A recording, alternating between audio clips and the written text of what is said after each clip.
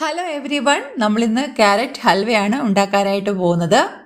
എല്ലാവർക്കും ഇഷ്ടമുള്ള ഒരു ഡെസേർട്ടാണ് എങ്കിലും ഇത് ഉണ്ടാക്കാനായിട്ട് കുറച്ച് ടൈം കൺസ്യൂമിങ് ആയതുകൊണ്ട് പലരും മടിച്ചു നിൽക്കും.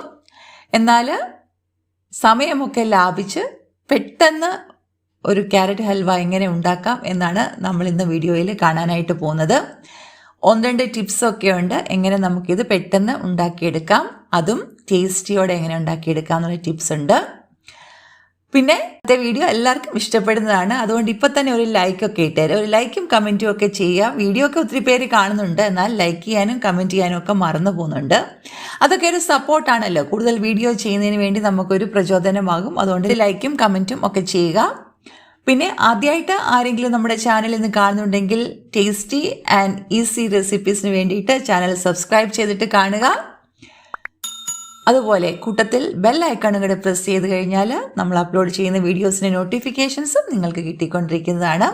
അപ്പോൾ സമയം കളയാതെ നമുക്ക് വീഡിയോയിലേക്ക് പോകാം. Welcome back to the channel. Hope you are all fine by the grace of God. നമ്മൾ 1 കിലോ ക്യാരറ്റാണ് എടുത്തിരിക്കുന്നത്. നന്നായിട്ട് കഴുകി തൊലിയൊക്കെ കളഞ്ഞ് ഗ്രേറ്റ് ചെയ്ത് വെച്ചിരിക്കുന്നതാണ്. ചുവന്ന ക്യാരറ്റാണ് എടുത്തിരിക്കുന്നത്. പിന്നെ നമുക്ക് വേണ്ടത് 250 ഗ്രാം ഷുഗർ, പിന്നെ 1 ലിറ്റർ മിൽക്കാണ് വേണ്ടത്. ഇത് കണ്ടാൽ അറിയാം നിങ്ങൾക്ക് 1 ലിറ്റർ ഇല്ല, ഇത് വറ്റിച്ച് വെച്ചിരിക്കുന്നതാണ്. അത് ടിപ്പാണ്, പിന്നെ ഞാൻ പറഞ്ഞു തരാം. പിന്നെ ഡ്രൈ ഫ്രൂട്ട്സിൻ്റെ ഒരു മിക്സ്ചർ എടുത്തിട്ടുണ്ട്. കാഷ്യൂ, ബദാം, മെലൺ സീഡ്സ് ഒക്കെ ഉണ്ട്. 4 ടേബിൾ സ്പൂൺ നെയ്യ് എടുത്തിട്ടുണ്ട്. 10 ഏലക്കയുടെ കുരുവാണ് എടുത്തിരിക്കുന്നത്. അത് നമുക്ക് പൊടിച്ചെടുക്കണം, കുറച്ച് ഷുഗറും കൂടെ ചേർത്താണ് അത് പൊടിക്കുന്നത്. അപ്പോൾ നമ്മൾ കടായിലാണ് ഇന്ന് ഹൽവ ഉണ്ടാക്കുന്നത്. കടായി ചൂടാകുമ്പം അതിലേക്ക് നമ്മൾ 2 ടേബിൾ സ്പൂൺ നെയ്യ് ഇട്ട് കൊടുക്കാം.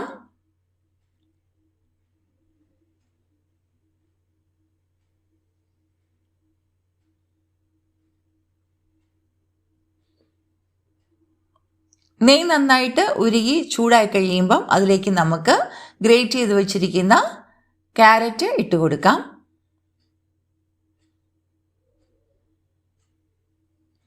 എന്നിട്ട് നന്നായിട്ട് വഴറ്റിയെടുക്കണം. ഇവിടെയാണ് സമയം ലാഭിക്കാനുള്ള ഒന്നാമത്തെ ടിപ്പ്. നമ്മളിത് 1 കിലോ ക്യാരറ്റ് നമ്മളൊരു കടായിൽ അത് നന്നായിട്ട് വഴന്നു വരണമെങ്കിൽ ഒരു അരമണിക്കൂർ തൊട്ട് 3/4 മണിക്കൂർ വരെ എടുക്കും. നമുക്ക് കുറച്ച് ഈസി ആയിട്ട് ചെയ്യാനായിട്ട് ഇത് 2 ആക്കിയിട്ട് 2 പാത്രത്തിലായിട്ട് നമുക്കിത് വഴറ്റിയെടുക്കാം. അപ്പം സമയം പകുതിയായിട്ട് കുറയ്ക്കാനായിട്ട് പറ്റും. അപ്പം നമുക്ക് അരമണിക്കൂർ കൊണ്ട് ഇവിടെ ക്യാരറ്റ് വഴന്ന് കിട്ടിയിട്ടുണ്ട്.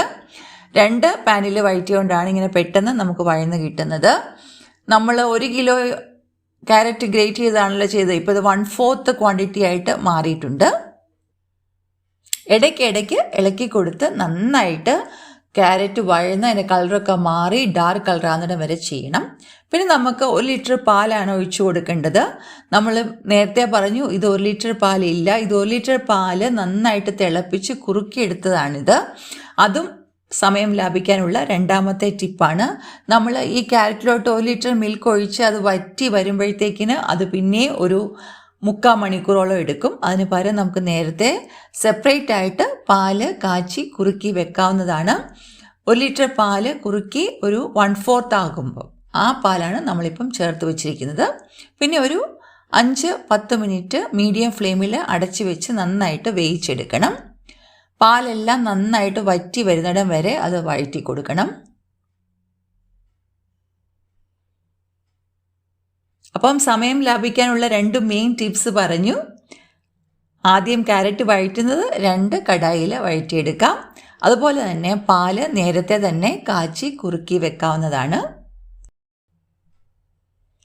പാലിന് പകരം ആ സമയത്ത് നമുക്ക് മിൽക്ക് മെയ്ഡ് വേണമെങ്കിൽ ഉപയോഗിക്കാം. അപ്പോൾ ടേസ്റ്റ് കുറച്ച് വ്യത്യാസമായിരിക്കും, എന്നാൽ സമയം ലാഭിക്കാം. ഇനി നമുക്ക് ഇതിലേക്ക് പഞ്ചസാരയാണ് ഇട്ട് കൊടുക്കേണ്ടത്. 250 ഗ്രാം പഞ്ചസാര ഇട്ട് കൊടുക്കാം. ഇത് മധുരമുള്ള ക്യാരറ്റ് ആയതുകൊണ്ട് 250 ഗ്രാം പഞ്ചസാര മതിയാവുന്നതാണ്. പഞ്ചസാര ഉരുകി വരുമ്പം പിന്നെയും നമ്മുടെ ഹൽവ കുറച്ച് വാട്ടറി ആകും. അപ്പം നമ്മൾ ചെറുതായിട്ട് മീഡിയം ഫ്ലെയിമിൽ വെച്ച് കുറച്ച് നേരം കൂടി ഒന്ന് ഇളക്കി കൊടുക്കണം. അപ്പം പഞ്ചസാരയും ഒക്കെ ഒന്ന് കുറുകി നമ്മുടെ ഹൽവയുടെ രൂപത്തിലേക്ക് വരും. 15 മിനിറ്റ് എടുക്കും ഇതിന് വേണ്ടിയിട്ട്. ഇപ്പം നന്നായിട്ട് ഇത് കുറുകി വന്നിട്ടുണ്ട്. ഇനി നമുക്ക് ഡ്രൈ ഫ്രൂട്ട്സ് ഒക്കെ ചേർക്കണം. അതിനുവേണ്ടി ഈ ഹൽവയുടെ നടുക്കൊരു ചെറിയ ഗ്യാപ്പ് ഉണ്ടാക്കിയിട്ട് അവിടെ നമുക്ക് 1 ടേബിൾ സ്പൂൺ ഗീ ഇട്ട് കൊടുക്കാം. ഗീ നന്നായിട്ട് ചൂടായി കഴിയുമ്പം നമ്മുടെ ഡ്രൈ ഫ്രൂട്ട്സ് അതിലേക്ക് ഇട്ട് ചെറുതായിട്ടൊന്ന് ഫ്രൈ ചെയ്തിട്ട് മിക്സ് ചെയ്യുകയാണ്. നേരെ ഡയറക്റ്റ് വേണമെങ്കിലും നമുക്ക് ഇട്ട് കൊടുക്കാം. എന്നാലും ഫ്രൈ ചെയ്യുമ്പോൾ കുറച്ചും കൂടി ഒരു ടേസ്റ്റ് കൂടും. അതിന് വേണ്ടിയിട്ടാണ് ഇങ്ങനെ ഒന്ന് ചെറുതായിട്ട് ഫ്രൈ ചെയ്യുന്നത്. നമുക്ക് വേറെ ഒരു പാത്രത്തിൽ വേണമെങ്കിൽ ഫ്രൈ ചെയ്ത് ഇടാവുന്നതാണ്. അതിനുവേണ്ടി വേറൊരു പാത്രം എടുക്കണം. അതിൽ ഗീ ഉപയോഗിക്കും. ഗീ ഒക്കെ വേസ്റ്റ് ആകും. അതുകൊണ്ടാണ് ഇങ്ങനെ ഡയറക്റ്റ്ലി ഇങ്ങനെ ചെയ്തിരിക്കുന്നത്. ഇപ്പം നമ്മുടെ ഡ്രൈ ഫ്രൂട്ട്സ് ഒക്കെ ഒന്ന് നന്നായിട്ട് ഫ്രൈ ആയിട്ടുണ്ട്. നമുക്കെല്ലാം കൂടി ഒന്ന് മിക്സ് ചെയ്ത് കൊടുക്കാം. നെയ്യ് കുറവാണെന്ന് തോന്നുകയാണെങ്കിൽ നമ്മളുടെ ബാക്കിയുള്ള 1 ടേബിൾ സ്പൂൺ നെയ്യും കൂടെ ഇപ്പോൾ ഒന്ന് ചേർത്ത് കൊടുക്കാവുന്നതാണ്.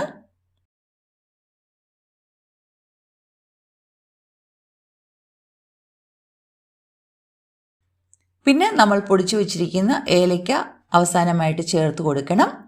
പിന്നെയും എല്ലാം കൂടെ ഒന്ന് നന്നായിട്ട് മിക്സ് ചെയ്ത്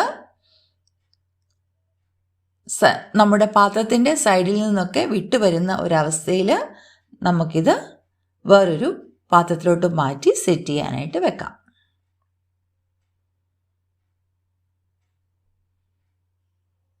ഏലക്കാപ്പൊടിയും ചേർത്തിട്ട് ഇപ്പോൾ ഒരു 5 മിനിറ്റും കൂടെ കഴിഞ്ഞിട്ടുണ്ട്. നന്നായിട്ട് എല്ലാം വെള്ളമെല്ലാം വറ്റി ഗീയൊക്കെ നന്നായിട്ട് വെള്ളമെല്ലാം വറ്റി നെയ്യൊക്കെ തെളിഞ്ഞ് വന്നിട്ടുണ്ട്. പാത്രത്തിൻ്റെ സൈഡിൽ നിന്നൊക്കെ വിട്ട് വരുന്നുണ്ട്. നമുക്ക് ഇപ്പം നമ്മുടെ ഹൽവ റെഡി ആയിട്ടുണ്ട്. വേറൊരു പ്ലേറ്റിലേക്ക് നമുക്ക് മാറ്റാവുന്നതാണ്.